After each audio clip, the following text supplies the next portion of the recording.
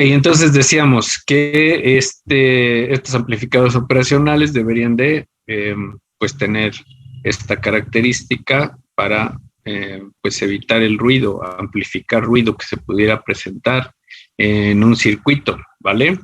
Claro, entre mejor sea la calidad del amplificador operacional, tendrá un CMRR más alto, ¿sí?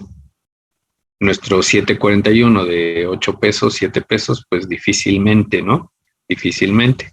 Pero pues ya en el diseño de las aeronaves igual se utilizarán amplificadores operacionales de mucha mejor calidad, ¿sale? Para evitar que ese ruido sea amplificado.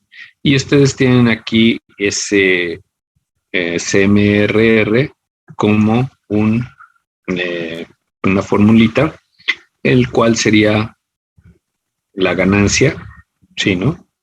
La ganancia en modo diferencial entre la ganancia de modo común, o bien también pueden utilizar los voltajes, ¿no? La diferencia de voltajes entre, digamos, una sola fuente, ¿ok? Y el modo común, que esa fuente, o bueno, diferencial o modo común. Y obtener el logaritmo y multiplicarlo por 20. Eso nos da unas unidades que se recuerdan ustedes, que son los decibeles. La décima parte de un bel, los decibeles, ¿sí? Ok, y se utiliza mucho para amplificadores, ¿verdad? Entonces, si yo tengo un CMRR más alto, quiere decir que el amplificador operacional va a estar rechazando esos voltajes que entren por aquí cuando sea de modo común, ¿sale? Ok, al hacer esta operación, ¿no? Logaritmo y multiplicarlo por 20, pues voy a tener un valor, ¿vale? No problema, no se preocupen, no vamos a hacer ejercicios, problemas de diseño de esas cosas, ¿vale?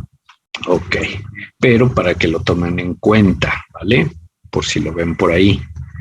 Perfecto, las fuentes de alimentación dijimos que normalmente son dos, de signo contrario, ¿verdad? Y bueno, más o menos 12 volts, más o menos 15 volts, es del orden en el que trabajan los amplificadores operacionales. La fuente de alimentación me va a limitar la amplificación también del amplificador operacional, ¿no? No puedo obtener un voltaje mayor al que tengan las fuentes. Si es de 12 volts más o menos 12 volts, pues lo máximo que voy a tener a la salida va a ser 12 volts pico a pico, ¿sí? Si tengo 15 volts, lo máximo que voy a tener 15 volts pico a pico, ¿sí? No puedo decir, le pongo 15 volts y voy a obtener 30 volts pico a pico, no se puede, la señal se va a recortar, ¿vale? Ok, perfecto, somos bien buenazos. Miren, ya terminamos esta cosa, ¿vale? Ok, entonces vamos con la que sigue, que es la 2.2, ¿vale? Y la 2.2 pues está muy fácil porque ya lo saben ustedes. Habla de las configuraciones de los amplificadores operacionales, que si son inversores, no inversores, integradores, etcétera. Sencillito, tan sencillito que ya ustedes me van a decir las respuestas, ¿no? Ok, se recuerdan, inversor, pues entra la señal por la patita inversora, que es la que está marcada con menos, y la salida sale 180 grados de fasada, ¿vale? O si es de corriente directa, pues saldrá con signo negativo. En el caso del amplificador no inversor, pues no hay problema, no invierte la señal si es senoidal o cuadrada o cosas así, ¿vale? Si tiene alguna forma continua, o bien no cambiará de signo si es el caso de corriente directa. Ok, ahora, dijimos que para poder controlar la ganancia utilizamos una resistencia de retroalimentación, ¿vale? Ok, luego entonces, miren, vamos a ver. Este punto dice que es como si fuera tierra Bueno, no es que sea tierra, lo que pasa es que si tenemos un amplificador operacional con una resistencia, una impedancia muy alta, pues la corriente sigue este camino, ¿sale? No se va a ir a meter al amplificador operacional la corriente porque no puede, ¿sale? Ok, luego entonces, por simple ley de Ohm, tendríamos que la corriente de entrada sería el voltaje de entrada entre la resistencia G, esta, ¿sí? Ok, porque aquí es como si fuera un nodo, ¿no? Entonces la misma corriente que circula por aquí, circula por acá. Por lo tanto, es la misma, ¿no? La corriente de retroalimentación de la RF de feedback es igual a la corriente de entrada. ¿Sí, bien? ¿No problema? Ok. Luego entonces, ay, caray. La salida, ¿no? La corriente de salida, de retroalimentación, pues, es el voltaje en la salida entre la resistencia RF. Ok, y aquí abajito podríamos decir la ganancia, que es el voltaje de salida entre el voltaje de entrada, ¿sí? Eso me daría la relación de ganancia, pues es igual a menos RF entre RG, o R1, como le hayan puesto, ¿sí? Y de aquí deducimos la formulita, ¿no? Simplemente igualando estas dos, ¿sí? Igualando estas dos y despejando. ¿No problema? De ahí sale esa fórmula. Pero eso ya ustedes ya se lo saben, ya está pasamos por las prácticas, ¿vale? Ok, entonces aquí tenemos 9 kiloohms y 1 kiloohm y tengo en la entrada 100 milivolts y a la salida 900 milivolts. ¿Cuál fue la ganancia?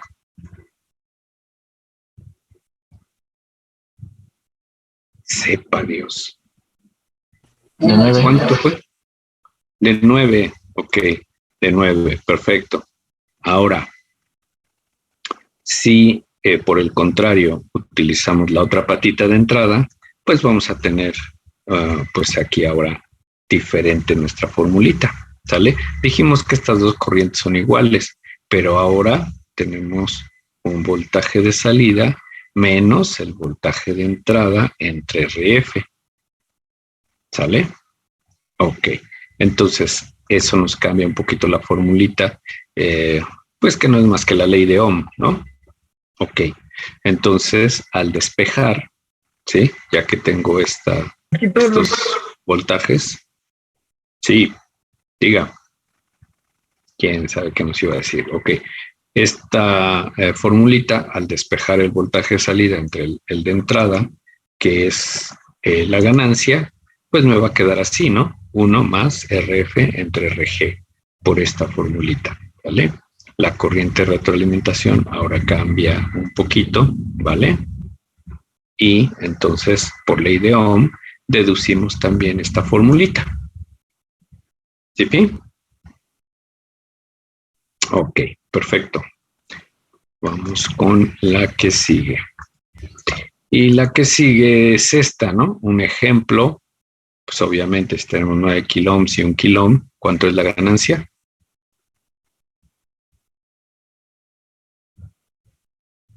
¿Quién sabe? Ha de ser como 10, ¿verdad? Entonces, si entra 100 milivolts, ahora saldrá ¿cuánto? 1000 milivolts. Perfecto, muy bien, chamacos. Son ustedes unos canijillos. Ok. Luego, el amplificador también dijimos era diferencial y también puede ser sumador, ¿no? Sumador. Ok, también puede sumar. Lo único que tenemos que hacer para que sume es ponerle más resistencias a la entrada, ¿sale? Y la caída de voltaje en cada una de las resistencias, pues al pasar por el amplificador se va a sumar. Claro, se va a sumar, pero también va a tener una cierta ganancia. De tal manera que aquí está la formulita, el voltaje de salida será la ganancia de con estas resistencias por el voltaje en la entrada 1 y luego la ganancia 2 por voltaje 2 más la ganancia por el voltaje N. ¿Ok? Estamos sumando, pero también amplificando, ¿vale? No problema.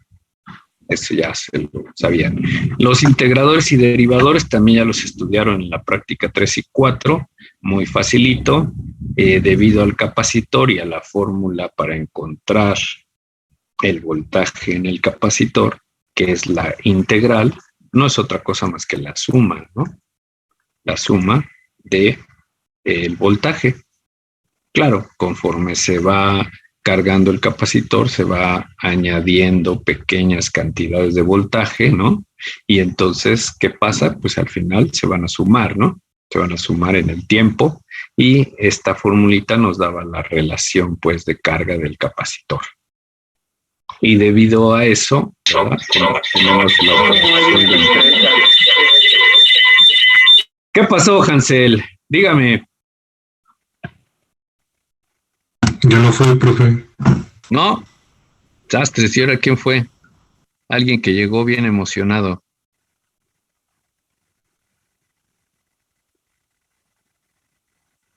Bueno, sale pues. Y la derivación, pues igual, al colocar el capacitor en la entrada, ahora tenemos un poquito diferente la formulita, ¿verdad? Ahora la relación va a ser que primero se carga el capacitor y después circula la corriente por la resistencia, ¿no? Entonces ahora tenemos esa carga, la diferencial, ¿verdad? Del voltaje con respecto al tiempo, tenemos esa carga y obviamente multiplicada por la capacitancia y la resistencia, pues me va a ir dando este voltaje de salida, ¿vale? Entonces cambia un poquito y por lo tanto hace la operación de derivar. En las formas de onda en su práctica, pues ahí se puede apreciar la derivación, ¿vale? Ok.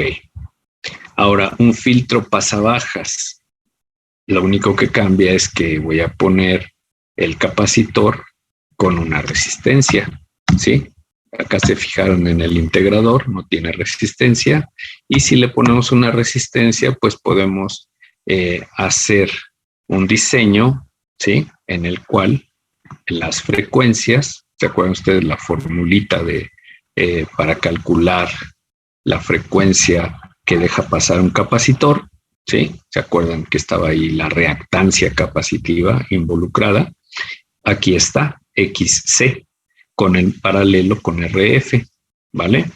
Obviamente va a haber una ganancia, entonces, bueno, pero la idea es que el valor del capacitor solamente me deje pasar las frecuencias bajas, ¿sí?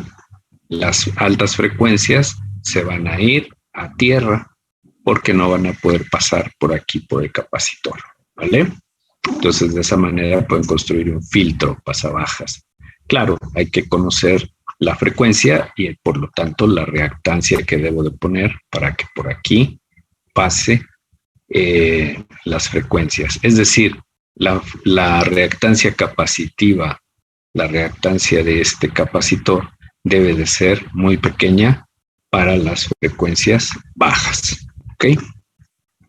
Y por el contrario, si quiero un filtro pasa altas, pues tendría que cambiar el capacitor aquí, a la entrada, ¿sí? Ok, entra la señal de frecuencia, ¿verdad? Con cierta frecuencia. Si es una frecuencia alta, ahora se va a ir a la salida.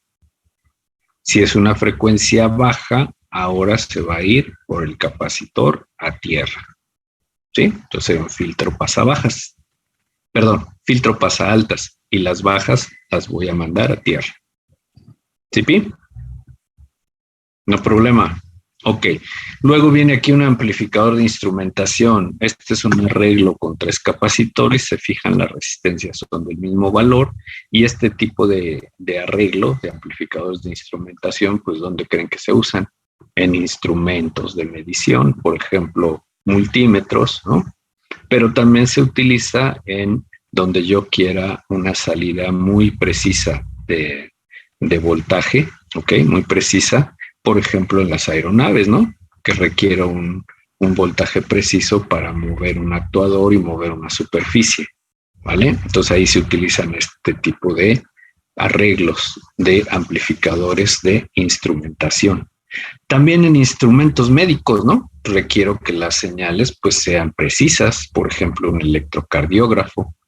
No sería muy adecuado utilizar un arreglo en donde el amplificador meta ruido y entonces esté viendo los latidos del corazón ahí con ciertas anomalías, ¿no? Entonces requiero más precisión en la amplificación, ¿vale?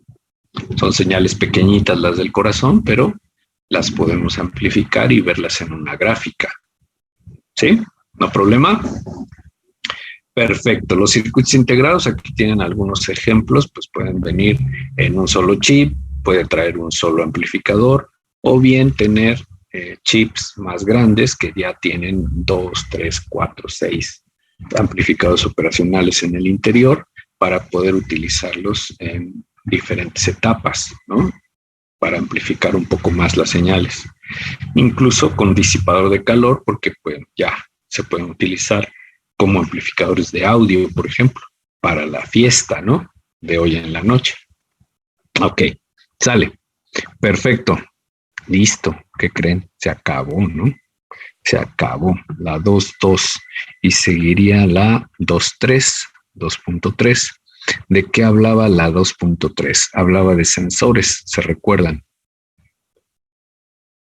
¿Se ve ahí? La 2.3, no. Se ve la anterior, ¿verdad? Sí. Ok, sí. Permítame, vamos a poner la buena. Ahí está, 2.3, sensores. Y hablaba de las características de los sensores, ¿se acuerdan? Las características de los sensores. Ok, los sensores, clasificación y características generales era lo que nos interesaba a nosotros. Tenemos que sensor y transductor hay una cierta diferencia, ¿sale? Se confunde el término muchas veces, pero bueno, el dispositivo que detecta una determinada acción externa, temperatura, presión, etcétera, y la transmite adecuadamente solamente es un sensor. El transductor es el que transforma ese efecto de una causa física, es decir, un tipo de energía, lo transforma en otro. Dice que normalmente eléctrico. ¿Por qué una señal eléctrica? Bueno, pues porque la señal eléctrica o la electricidad es lo más fácil de medir. ¿Sí? Entonces, bueno, si es lo más fácil de medir, yo puedo convertir la presión, la temperatura, la dilatación, la humedad, etcétera, la puedo convertir en una señal eléctrica y ya la puedo medir. ¿Sí? ¿Sí? ¿No problema? Perfecto. Aquí está como que un transductor ya más moderno, donde en su interior tiene un sensor, un filtro, un amplificador, en fin, ya está ciertos dispositivos en su interior para obtener pues una salida adecuada, ¿no? Una señal adecuada. Eléctrica, ¿sale? Ok. Bien.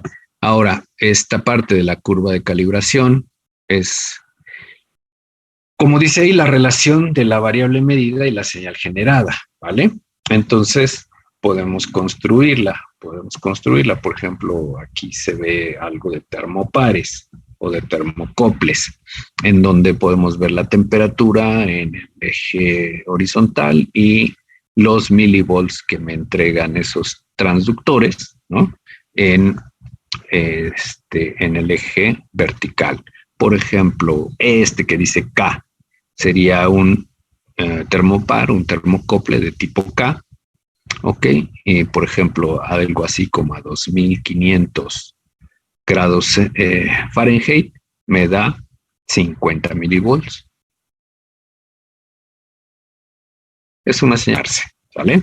Ok, pero se fijan, hay unas que son más rectas, unas que son más curvas, otras que tienen mayor pendiente y otras que tienen menor pendiente. Pues serían las curvas características de esos transductores, de esos termopares, de diferentes tipos, ¿no? Aquí están las letras, normalmente se identifican con letras, ¿vale? Y así para cualquier transductor podemos obtener su curva característica o su curva de calibración, se llama también. Vale, ahora, ¿cómo clasificamos a los transductores, digamos, o sensores, bueno, pues como analógicos, digitales, como todo o nada, ¿ok? Y también se pueden clasificar de acuerdo a la magnitud física que van a detectar. Posición, velocidad, fuerza, par, presión, caudal, proximidad, etcétera, etcétera, ¿vale? Los sensores o transductores, de una vez aclaración, no miden, ¿sí? Detectan, ¿sí? ¿Estamos de acuerdo? Para que no haya así de, es que lo medí con el sensor, no. El sensor no mide, ¿vale? El transductor tampoco. Detectan algún fenómeno físico, la posición, la velocidad, la fuerza, la presión, la temperatura, ¿no? Vale. Muy bien, aquí hay una tablita con algunos transductores para diferentes cosas, ¿no? Por ejemplo, habíamos visto acelerómetros, aceleración, acelerómetro. De tipo, la salida es analógico, ¿vale? Y así hay varios ahí. Perfecto. Ahora, las características generales que ya se las saben ustedes de los sensores son estas, estáticas, y estas otras, dinámicas, ¿vale? Ok. En las estáticas, pues ya se lo saben ustedes, el campo de medida, que sería el rango de valores, ¿no? En el cual podemos medir con ese sensor lo que está detectando, lo podemos medir ahora sí con algún instrumento y pues ese será su campo de medida. La resolución, ok, es la mínima diferencia entre dos valores próximos que el sensor es capaz de distinguir. Ok, me puede distinguir entre un grado y otro grado de temperatura. Pues esa es su resolución, un grado, ¿sí? No, y solamente me detecta de 5 grados en 5 grados. Pues esa es su resolución, ¿vale? Ok, perfecto. Vamos a darle a la que sigue, la sensibilidad. Ok, dice que es la variación de la salida producida por una variación de entrada. Ok, cambió la temperatura de 20 grados a 21 y sí me lo detectó y lo pude medir. Quiere decir que es sensible, ¿no? A esa variación. Pues cambió la temperatura a 4 grados y me seguía indicando 20, ¿no? Ya estábamos en 24 y seguía indicando 20. Entonces su sensibilidad no es tan buena, ¿vale? Ok, la linealidad es la cercanía de la curva característica a una recta especificada. Como vieron ahí en los termopares, había unas curvas que eran más rectas y otras que eran más curvas, ¿no? Ok, entonces entre más recta sea, bueno, pues nuestra curva será, o nuestra característica de este transductor o sensor será más lineal, ¿no? La respuesta será más lineal. Perfecto. La saturación, ok, sería la no linealidad producida por disminución de sensibilidad, típicamente al inicio o al final de la curva, ¿no? Ahí se dobla la curva, ¿qué quiere decir? Que ya nuestro sensor o transductor llegó a la saturación. Ya no puede medir bien, o bueno, no puede detectar correctamente ya pues algunos valores de ese fenómeno físico, decíamos, puede ser presión, velocidad, qué sé yo, ¿vale? Y la histéresis es la diferencia entre valores de salida correspondientes a la misma entrada. Resulta que estoy detectando con mi sensor, tengo una entrada calibrada, no sé, por ejemplo, 20 grados de temperatura, 20 grados centígrados, y estoy midiendo la salida de mi transductor, la estoy midiendo y de repente pues me da 20, luego me da 21, luego me da 19, ¿sí? Luego me vuelve a dar 21, luego me da 19, luego me da 20. O sea, esa diferencia o esa desviación de la curva característica es lo que se llama histéresis, ¿vale? Tengo la misma entrada, pero me da diferentes valores. Ok, es lo que dice aquí. La exactitud es la diferencia entre la salida real y el valor teórico de dicha salida, o el valor verdadero. ¿Ok? Yo puedo tener, les digo, ahora 20 grados centígrados de temperatura y mi transductor o sensor, a la hora que mido su salida, me da 21. Ah, ok, entonces no está tan exacto, ¿no? No está tan exacto, hay una diferencia, ¿sale? Entre lo real y lo que está detectando mi transductor. La precisión sería la capacidad de obtener la misma salida cuando se realizan varias lecturas. Esa sería la precisión. Pues tengo 20 grados centígrados y empiezo a detectar y a medir, ¿no? Y mido 20. Y mido 20. Y mido 20. Uy, ese transductor es bastante preciso. No se desvía, ¿no? Hago varias detecciones y mediciones y siempre me da la misma lectura. ¿Ok? ¿No problema? Ok, perfecto. Las dinámicas, la velocidad de la respuesta a la frecuencia y la estabilidad, ¿vale? Ok, la velocidad de respuesta, bueno, pues qué tan rápido me da digamos, la detección de algún fenómeno físico, ¿ok? ¿Qué tan rápido es? Ok, la respuesta a la frecuencia, si lo que estoy midiendo, por ejemplo, es con un tacómetro, me puede responder a las diferentes frecuencias o no, ¿vale? Y la estabilidad, estoy midiendo presión, pero resulta que varía la temperatura y ahora mi transductor ya no responde igual. Quiere decir que es sensible a otro factor, en este caso la temperatura. Perfecto, ya vemos la última que me faltó, el lunes. Cuídense, nos vemos el lunes, ¿sale? Ok. Hasta luego, profe. Luego, profe. Nos vemos, que les vaya bien.